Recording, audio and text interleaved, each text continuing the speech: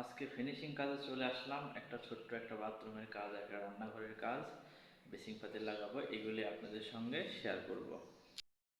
এই যে সব মালসাবানা চলে আসছে, আর এইগুলির ভিতর বেসিং কমোটে সব কিছু আছে। এই যে কমোটে এখানে কিন্তু রয়েছে, তো এইগুলি আপনাদের সঙ্গে এখন শেয়ার করব।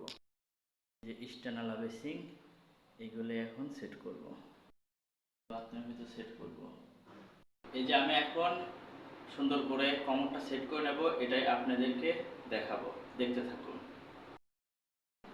এই যে আমি কমোডের দুই পাশে দুইটা নাট সুন্দর করে লাগা নিয়েছি, তারপরে এটাও কেটে নিয়েছি। এখন আমি কমোডটা বসাবো। খুব সুন্দর করে নাটগুলো লাগিয়ে নিলাম। বেসিনটা সেট হয়ে গেলে এখন উপরটা সেট করবো আর কি।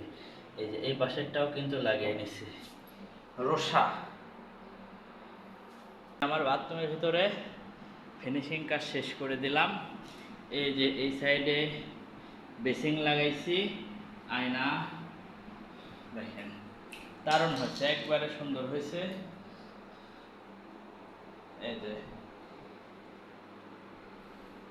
আয়না লাগাইছে এখানে, এটা হাত ধোয়ার হ্যান্ড ওয়াশ।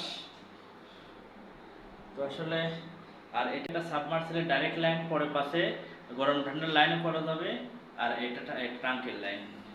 আর এই যে এটা ঝর্ণা।